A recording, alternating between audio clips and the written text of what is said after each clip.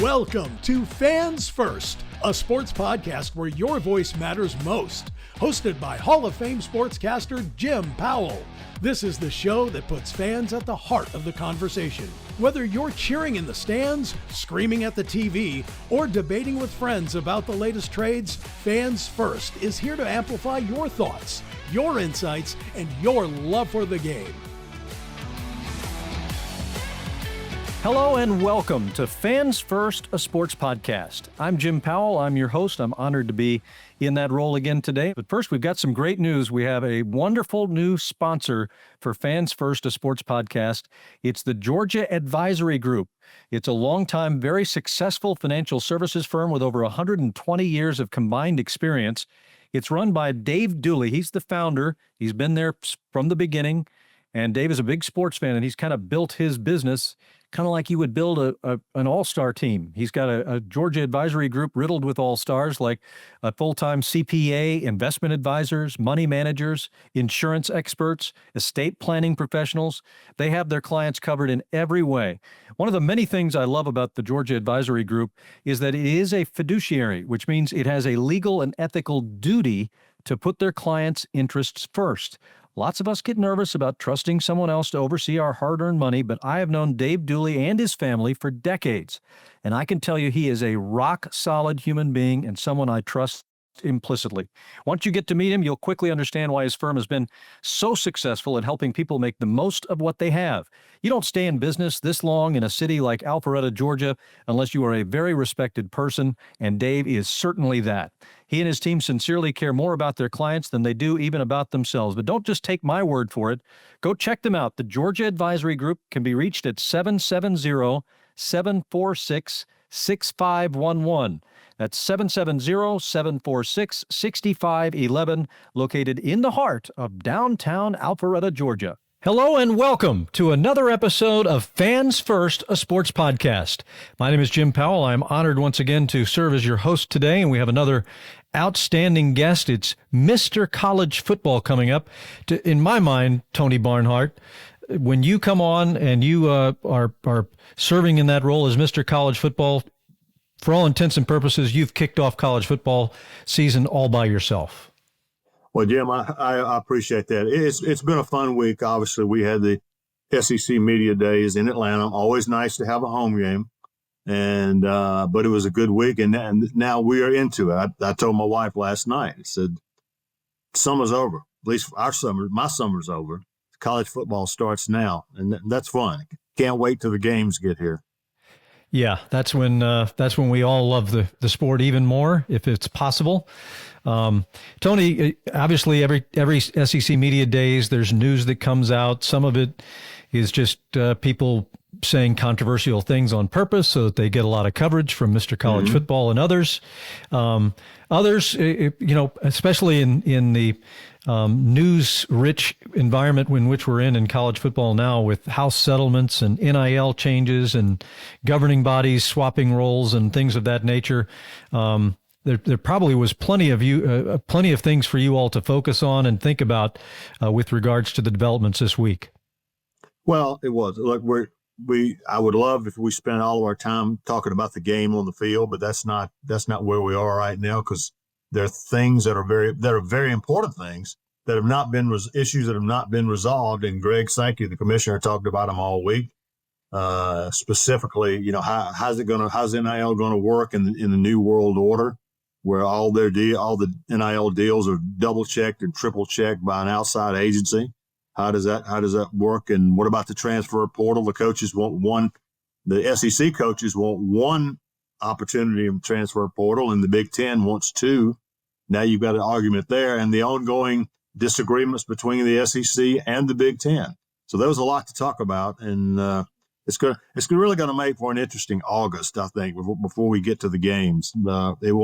People love this stuff. Let's start with and we will get to football because, like you, I don't want to sit here and just lay in the weeds of college football for our entire time together and everybody walk away dissatisfied or bored because a lot of people don't want to pick through all that. But when in terms of the things that you did learn from the actual football coaches and the football programs, were there any surprises to you? Was there any single piece of news that you felt rose to the top of the SEC media's days? Not really, Jim. I mean, I think when you go into this event, a lot of us, we do a lot of prep work so we can hopefully ask intelligent questions. And I didn't catch any real, Greg McElroy, of course, floating out the idea that Nick Saban's going to return to coaching. I will simply say I am skeptical of that, even though I consider Greg to be a friend. I spent some time, a good chunk of time a few weeks ago with Coach Saban in Tuscaloosa, and I'll say he was in a great frame of mind because he knows he made the right decision to get out when he did. So let's just say maybe he will come back as the coach at his alma mater, Kent State or something like that. I don't know, but I do not see him returning to the crazy part of coaching, which is where we are now. I would guess that there are a number of other college football coaches who are looking at Nick and saying, dang it, he beat us again. He was the one that got out first before all this garbage started. That's right. I'm sure there are plenty others that are looking, having chats with their wives about, well, Nick did it. Maybe what should I do? Right. Well, first you got to get a $9 million contract and then get out. Right. So minor get one detail. Of those big old contracts that's going to take care of you for a long time. Yeah, no doubt about it. I mean, I've never really felt like obviously I don't have the insights into Nick Saban that you have, but I've never gotten the feeling that Nick Saban looks anything less than just having the time of his life in his post head coaching days. His TV commercials are hilarious. He seems so relaxed and out of character from what we used to see on the sidelines. So I would be absolutely shocked if he came back to coaching a big time program again like Alabama. Well, the great thing about being on game day, he told me, is he's always been a preparation guy. His whole life he's been getting ready for the next game and the preparation that goes with it. And so that suddenly goes away. But preparing for a 3-hour live radio show every Saturday morning he said, I've enjoyed the preparation. I'm used to it. And I've talked to a number of people at ESPN that said nobody prepares like this guy. I mean, he is thorough and knows exactly what he's doing. So he's getting those itch scratched, and he's made a lot of money, and Alabama's paying him $500,000 a year as an ambassador. It's what they could call it. That's the job that we need, Jim. We need to be ambassadors. So yeah, you this whole thing about you being Mr. College Football is we aired on that one. We should have made you the ambassador of college football. But no, I don't think there was any big news. Obviously, the ongoing discussion about where we're going to go in the playoff format for 2026. We'll have the 12-team format this year. People think we're going to the 16 teams in 2026, but if the SEC and the Big Ten can't agree on how to pick those 16 teams, then it's not going to get done. And Greg Sankey has sort of laid the groundwork saying, guys, this is not a done deal by any stretch of the imagination. Yeah, that's going to be interesting to see how it plays out. All the different conferences have different pluses and different minuses in terms of money that they have and facilities and everything else. And so, of course, they're going to argue about the nitty gritty when it comes to some things. And they're up against the big conferences like the SEC that have an awful lot of power in those discussions. No question. But the thing about it is, I always come down to this. People say, well, what's the answer? I said, money. You tell me what the question is. The answer is money. And if they don't get this done for 2026, they're probably going to leave about $70-80 million on the table. So I think when you have a deadline and there's a lot of money riding on that deadline, things seem to happen pretty quickly.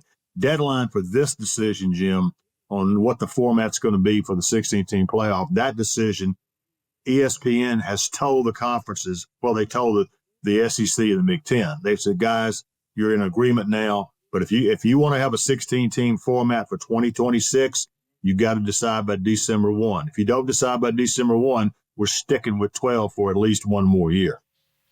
Interesting. Well, that is a big piece of news coming out of the media days, no doubt. I agree with you. I mean, if there's a big pile of money sitting there and they've got a couple of months to stare at it, sooner or later they're going to figure out how to make sure that it's incorporated into their coffers as well as their partners' coffers. Well, and they can't afford to leave money on the table. Why? Because every school's got to come up with $20.5 million to distribute to the players, the athletes, every year. I mean, that's not a 1-year deal. That's every year you got to raise $20 million to pay the players. And you can't afford to leave 30, 40, $50 million on the table. This College Sports Commission, which is basically a nonprofit entity that's going to have a large say in many, many matters, apparently, the way they're shaping things up in college football with the new system. Do you see that to be fraught with danger? Who's going to monitor, the College Sports Commission? I mean, everybody's got to have a boss, right? So yeah. Who's their boss? Jim, that's a great question. The fact of the matter is, the College Sports Commission, they're looking at all these NIL contracts and they're saying, "Oh yeah, this passes muster. This is market value. This is not somebody coming up with a roll of $100 bills." But the player involved, and more specifically the player's lawyer, is saying, "Wait a minute, why do you get to decide what my client's worth? My client is worth whatever somebody's willing to pay him. That's the way capitalism works, and we're going to court because you have vastly underrated my client, and I think we deserve to at least negotiate for more." So it's a good idea to look at all these NIL deals and say, does it pass muster? Is it market values? And it's good, but you're making judgments that impact the athlete, and the athlete's has already lawyered up, and the lawyer says, "Hey, my client is worth whatever somebody's willing to pay," and that's how the free market works. So that's when it hasn't been. It's a good idea, but the problem is without antitrust help or something like that, it's not gonna last. Because it's not going to be just one athlete complaining to one entity. It's going to be an avalanche of lawsuits, right? I mean, that sure. Seems to be inevitable unless they can find some way to head that off. But there are going to be a lot of people who think that, hey, the guy across the street there just got $5 more than I did, and so we got to go to court and recoup that. Yep, that's exactly right. And that's why in the long term, these issues don't get resolved unless you have some sort of antitrust legislation, which the commissioners have lived on Capitol Hill in Washington for years, months, and because they're trying to get some antitrust help. If they can't get antitrust help, the next step is you've got to find a way to collectively bargain these things. In other words, this is what because you want the College Sports Commission to say, well, this is what you're worth because you as players collectively bargained that this was going to be the number. That's the NFL. The NFL collectively bargains what the salary cap is in the NFL, and so you know going in. And so that to me that is a big key. Let's step back in closer to the locker rooms of college football teams and the games that are ahead. What kind of impact do you see from the sport being awash with money for student athletes that can be given to them directly? NIL is still hanging around. Do you see the possibility that the locker rooms will be happier and more cohesive because everybody's getting paid, or a lot less happy because some people are getting paid less than they thought they should have been paid? Well, it's really the latter. But here's the irony. With all this stuff going on with NIL, with transfer portal, with all this going on, once the games start, nobody cares about this stuff. They're paying attention. But this is what we have to talk about right now and in the preseason stuff. So the coaches, though, do have to be aware of kind of where the guys are fitting in. If somebody gets a big contract and the feeling in the locker room is that guy's not worth it. Yeah. But I think the reality is that most guys are going to probably get what they probably deserve to get. But I always wonder when a guy gets a big fancy car and stroll in there, sometimes sometimes that green monster jealousy just raises its head. So I just think the coaches have to be aware of it and make sure that the players are getting treated fairly. Well, and when you mentioned the green monster and the big, beautiful new car that somebody drives onto the lot of their campus, the first thing I think of is Carson Beck. I mean, yeah. Carson Beck last year, I think it's safe to say that he was not as warmly liked last year as maybe in previous years. There could be something to the big car and the high profile girlfriend and all of that, that quarterback position in particular is supposed to be that of a leader of all the people on that team and an inspiration for all of those folks, whether that's a realistic goal or not. That's the theory. I didn't see Carson Beck having a line of followers behind him as the season went along last year. Well, it is a very difficult situation. It's one thing. Well, the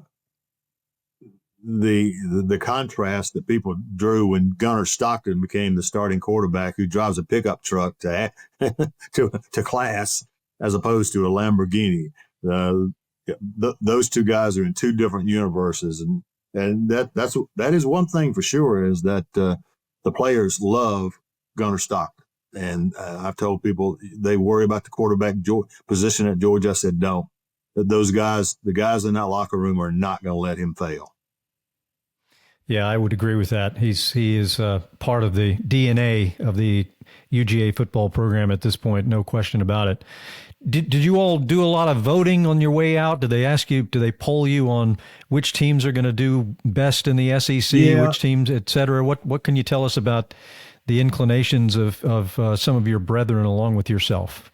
I am so glad you asked, Jim, because right here, hot off my printer, were the votes at the end of the week, the media votes. I must confess, all full disclosure, I was not able to vote on these myself, but this is what the media did.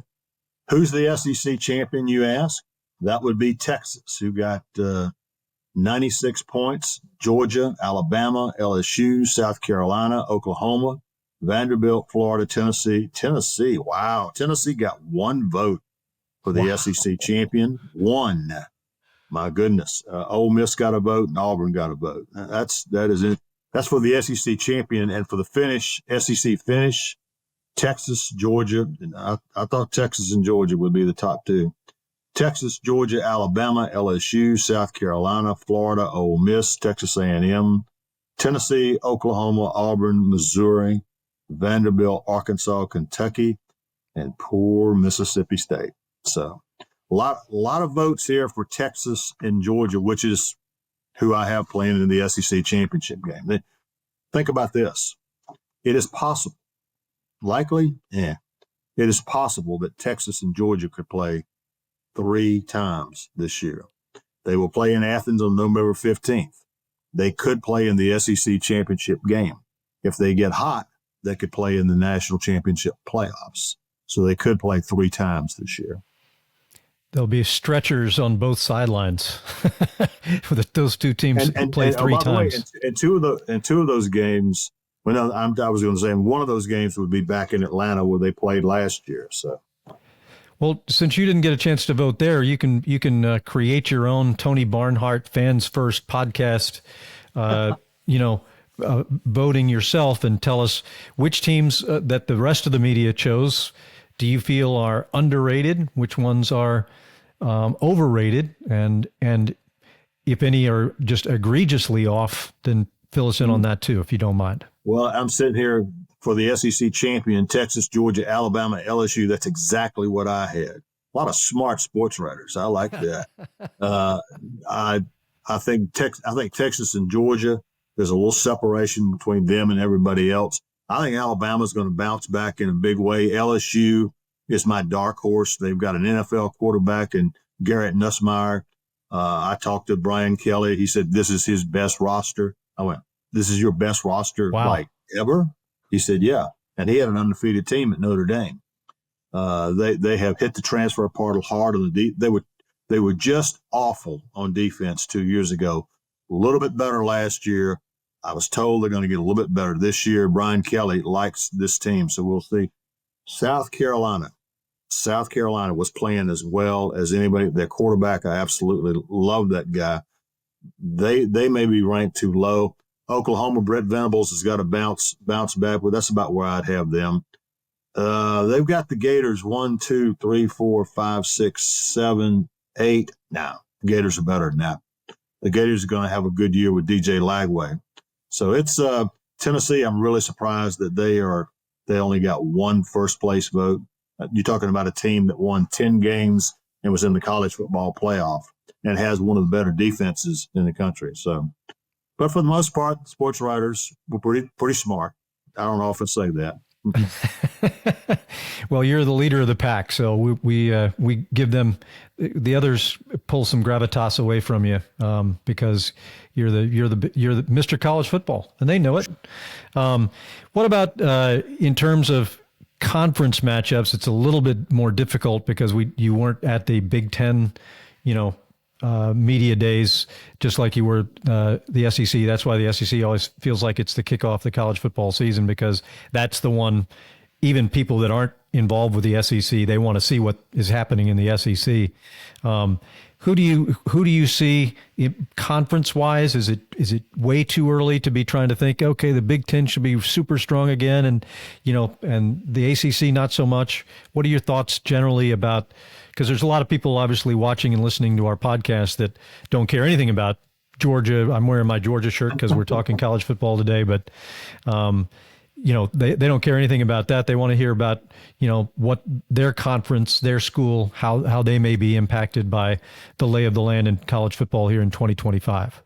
Well, it's generally conceded that Penn State's got the best team in the Big Ten this year. Drew Aller returns as quarterback, and this. James Franklin's been building this roster, and they're due. And I think they've got a chance now. The Big Ten has won the last two national championships. Ohio State will be good again. Michigan will be good again. How good, we'll see. Ohio State, of course, opens at home against. They open at home in a big game against Texas. That's going to be worth watching. So, But I like Penn State in the Big Ten. Big 12, it's probably going to be Kansas State. If BYU was in the discussion until they lost their quarterback not too long ago. So I think it's going to be Kansas State. It'll be a pretty good league. And I think then after all is said and done, the ACC, I think Clemson, I've got Clemson in my top four. Matter of fact, I have a number 3. They have what is probably the best defensive line in the country. And Cade Klubnik, has a quarterback from Texas, has been in the program. This is his 5th year, and they are expecting real big things out of him. They play LSU, by the way, in the opener at Clemson. I told my LSU friends today, you better look out for Clemson because they won national championships in 2016 and 2018. They're ready to start competing for another one. Well, you're serving up some very mouth-watering matchups right off the top of the 2025 season. In fact, my mouth is literally watering now thinking about college football right around the corner here. Obviously, you know the Georgia program well, being a writer based in Atlanta and with all kinds of ties to all the teams in the South, but also all around college football. But what are your thoughts on what I'll call the hometown Georgia Bulldogs? What are your expectations for them? Well, I find it interesting that the fans are really hung up on Gunnar Stockton and whether or not he can. He's not a Carson Beck. He doesn't have that kind of arm, but he's a guy that the players love, and he plays hard. I think Gunnar Stockton is going to be fine. I'm more worried for Georgia. I'm more worried about the fact that they haven't had a 1,000-yard rusher since 2019. I'm more worried about the fact that they finished next to dead last in the SEC in running the football and could not run the football when they needed to protect the lead in the fourth quarter. I'm more worried about the fact for Georgia that they had 36 drop passes last year that led the nation. How'd you like that distinction? Now, they've addressed that in the transfer portal by bringing in better receivers. So I'm kind of figuring if you bring in better receivers, you probably catch the ball a little bit better. And the defense, they're not as good as they've been in the past, but they've got very, very talented people. Four new starters on the offensive line. So there's a lot. I'm not worried about the quarterback at Georgia. I am worried about a lot of those other things. It's a relatively young roster also, especially on the defensive side. You're going to have a lot of guys in there that you already mentioned. They have a lot of talent, and we saw some of them last year, but there's going to be, with a young group, freshmen and sophomores, you're going to get some growing pains. Well, Kirby Smart told us when he met with the media on Tuesday, he said 54% of our roster are first-year players or second-year players. That's over half your roster is first and second. But one thing Coach Smart did not say is that those players are very, very talented. And I think they'll be fine. Now, look, Alabama comes to Athens on September 27th. We'll all be a lot smarter then than we are now. So. I was going to say, yeah, the schedule also is a bit daunting for Georgia, but it's daunting for everybody with there's more games and there's more big games, and you're playing teams that you get used to having your favorite cupcakes, such as they are in the SEC, just like the ACC has their own teams to beat up on, et cetera. But there's not a lot to beat up on in the SEC these days. Well, let's take Georgia. The last year they played Texas, Alabama, Ole Miss, and Kentucky on the road. Those four. This year, all four of those schools, they all come to Athens. Mark your calendar from November 15th. That's when Texas comes to Sanford Stadium at Dooley Field for the first time ever. That will be pretty cool. That will be epic.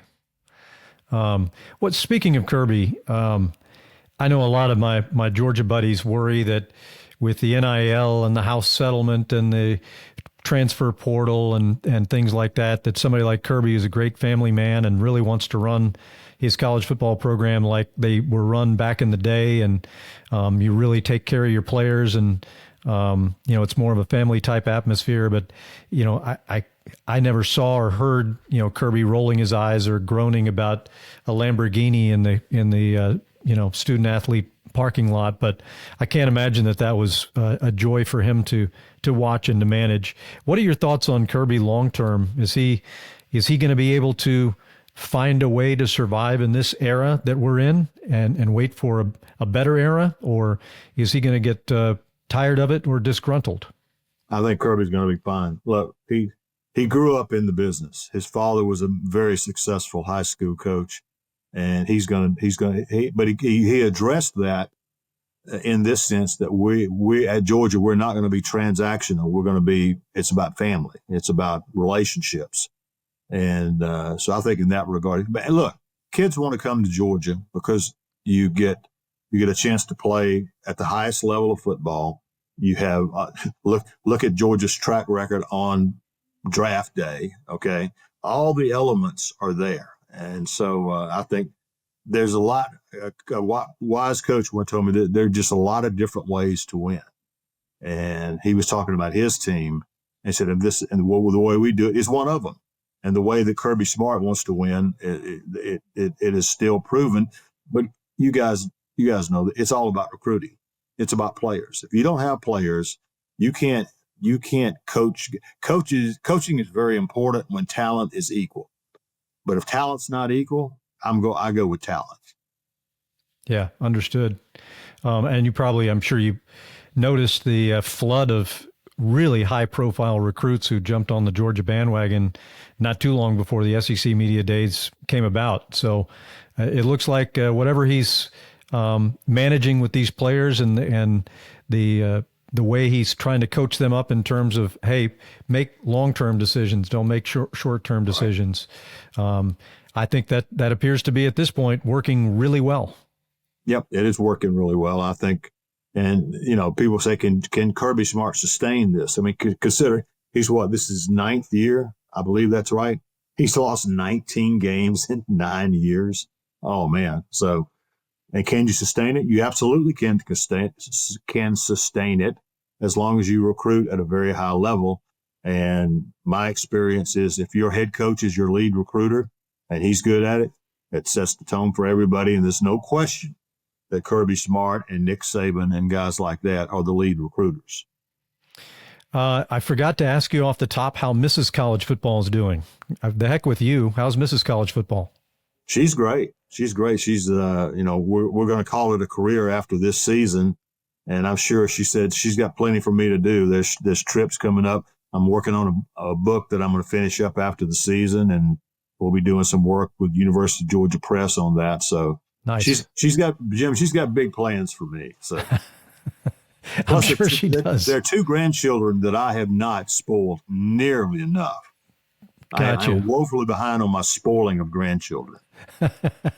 Well, if Mrs. College Football ever gives you too much to handle, jump back over here to the Fans First podcast, and we'll talk some football with you and send you back to Mrs. College Football all refreshed and ready. Oh, I appreciate that.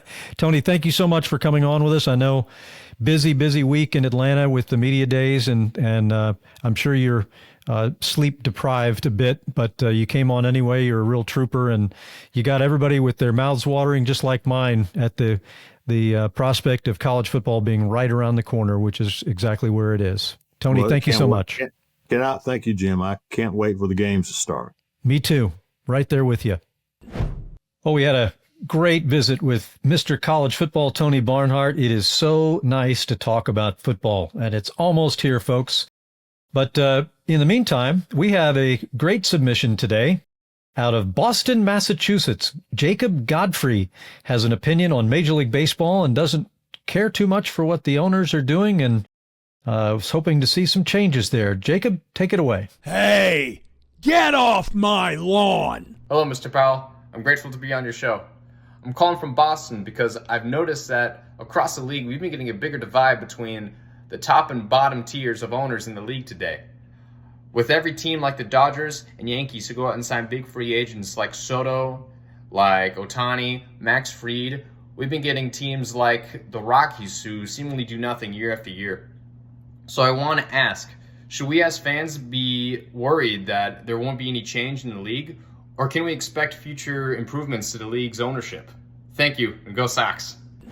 Well, Jacob, unfortunately, you heard the bad news from the owners, the players, and everyone else concerned with Major League Baseball who have ever talked about trying to inspire the players and the owners and Major League Baseball to all get on the same page with regards to doing what's right for the fans who pay all the bills for all of those aforementioned entities.